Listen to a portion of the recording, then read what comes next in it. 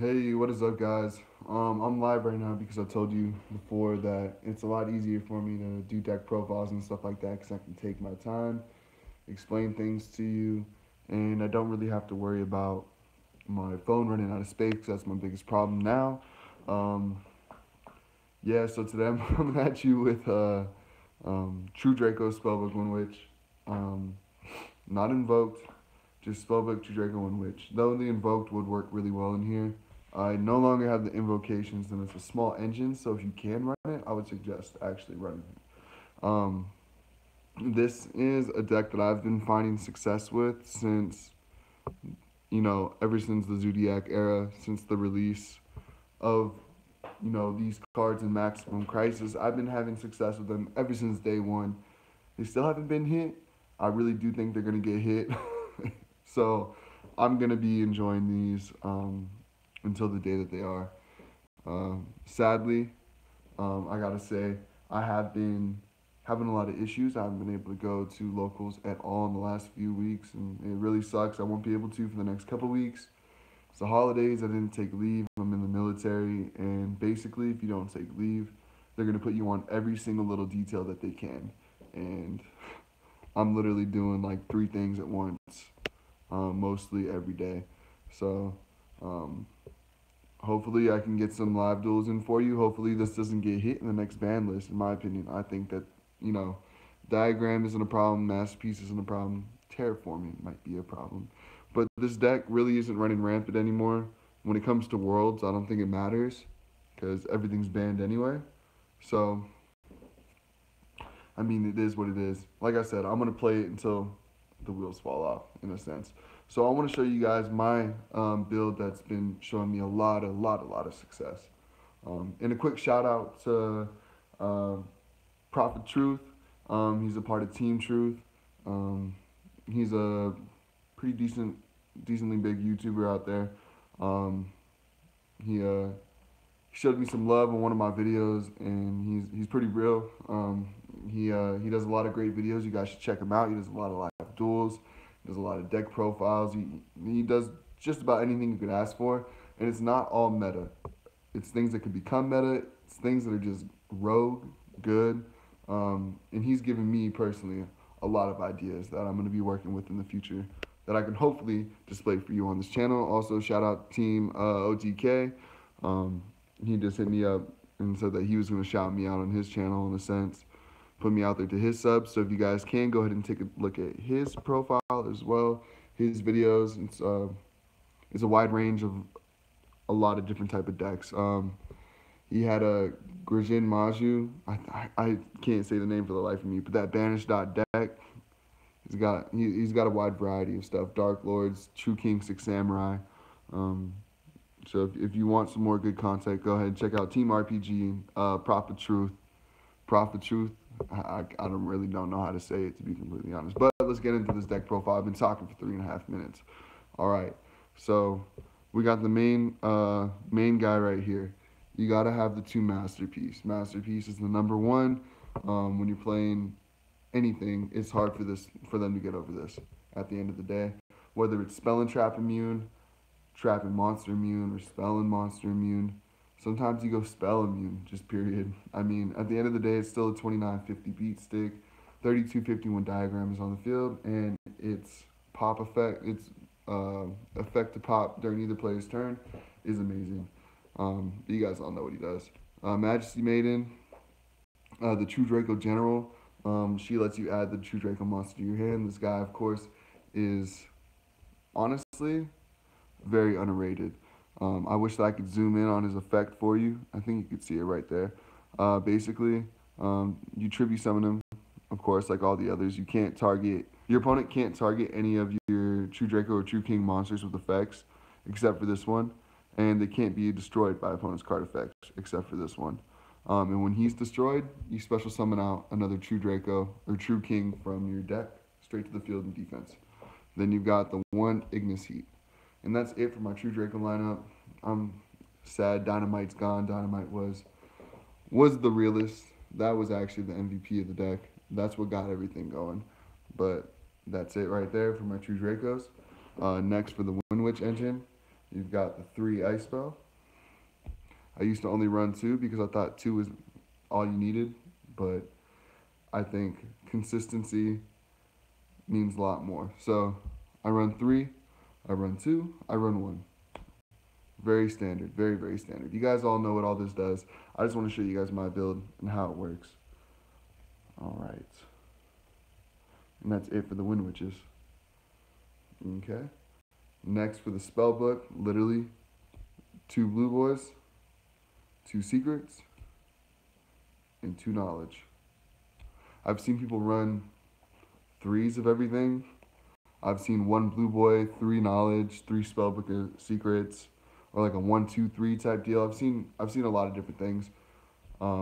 This is perfect for me. 2-2-2, very, very good, and I think that's actually pretty standard for most decks. All right, next is your actual MVP of the deck. That's Terraforming. You got 3 Terraformings. You've got 3 Draconic Diagrams. You've got 6 diagrams at the end of the day.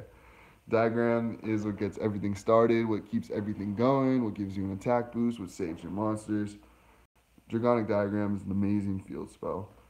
And it's been splashed into a couple other decks, but that's one reason I really don't think it needs to be banned. It's not like a completely generic card. So I think this is good. They can keep it at 3 in my opinion.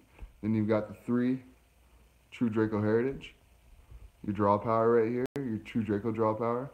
You're always going to draw at least 1 if you pop a card with Diagram and you bring this guy. You always draw 1, and 1 might be all you need. The top deck. And then you've got your 1 Disciples of the True Draco Phoenix to reshuffle all your True Draco monsters or spells or traps, whatever you choose, back into your deck. You should run 2. I run 1 because it's hollow, and it really doesn't make too much of a difference for me. I tend to close out games. If I need to rely on that, it's usually not a good thing. All right. Okay. Next, my tech 1 Monarch of the Stormforth. I like to use this on my opponent's turn. Have it set. Have a True Draco Apocalypse. Flip. Have their monster on the field. Have like a masterpiece in hand. Tribute the Apocalypse and their monster. All because of this spell right here. And kind of clear their board. I've got the 1 Upstart. 2 Cosmic Cyclones to deal with basically Pendulum Magicians and back row, and the 1 board wipe, the Raigeki. Right there. Really, really, really standard. Some might think it's boring, but it's such a smooth deck. It does exactly what it's supposed to. For the traps, you've got the 1 True King's Return. I absolutely understand why it's at 1. But then you got True Draco Apocalypse, which puts in just as much work. It just isn't a 1-card masterpiece in a sense on your opponent's turn. All right, and then lastly, your absolute must-have, and I hate it when I can't fit this into any deck, the Solemn Brigade. Solemn Brigade, you're playing it safe. You're gonna have a much better chance at winning with those cards in your deck. Extra deck, pretty much just Ghost Reaper targets, except for the 2 Clear Wings and Crystal Wing. You can go into Omega if you'd like to, but it's only 1. I don't see why you would actually need to do that, but it's there. So the rest of these are Ghost Reaper targets. The Omega, of course. You've got your Masked Hero Darklaw, Utopia the Lightning, Cyber Dragon Infinity for the Cyber Dragon players, or anyone who runs Galaxy Soldier in a light deck. VFD, because it's still a very big problem card. Your Double Helix, Decode Talker, and your beautiful Borlo Dragon. So that's it for my extra deck. I mean, I can add in my ABC Buster Dragon, but I actually have that sealed in the deck box, or not deck box, the fucking old starter decks or whatever. The ABC one, structure deck. I still have it sealed in there.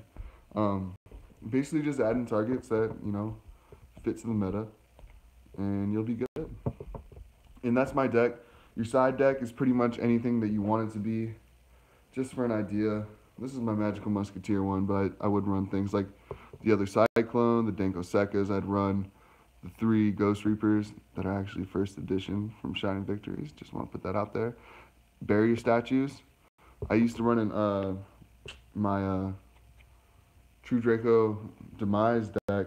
I ran Fossil Dyna as my tech, and that absolutely did work.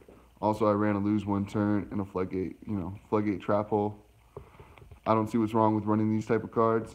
I don't have a side right now because there's a lot of cards I want to add in, like Mind Crush and things like that. So, um, I didn't really prepare a side for this video. Excuse me. Um, you could always side in, back row removal. You got your heavy storm dusters. You can always run your twin twisters if you don't.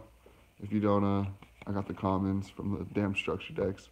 Um, if you don't feel like running cyclones, if you don't have cyclones, there's nothing wrong with that.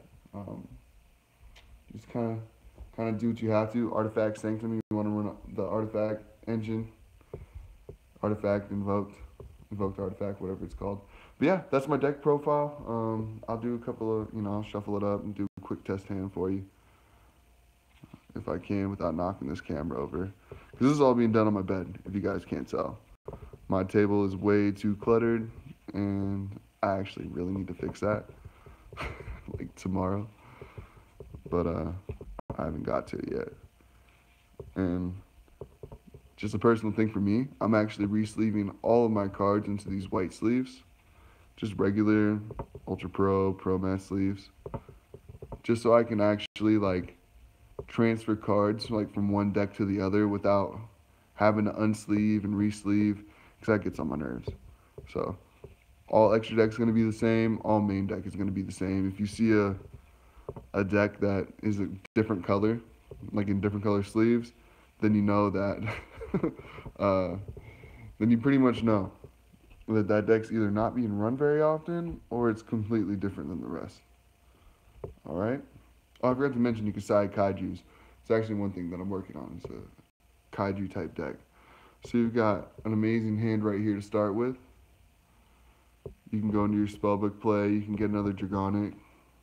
It's actually a good hand right there. Just wanted to go ahead and showcase that.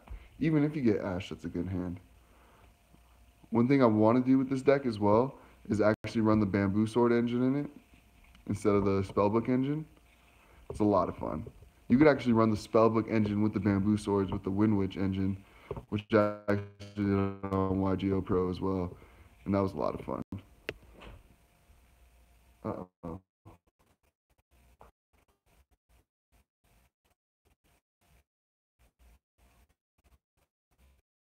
My total, that's strange. All right, it's back to normal. Let's do the next 5 cards. So another Dragonic. It looks like it may not be shuffling very well, but regardless, I would set like these two. I'd pop, and then I'd pop this with the the Dragonic, of course. I'd probably get like a Majesty Maiden. I would draw 2. Let's say I drew into 2 more cards. That's what I would personally do to get more out of it. It's like 3 in the morning here, so I'm kind of trying to stay quiet. That's pretty much my deck profile for True Draco Spellbook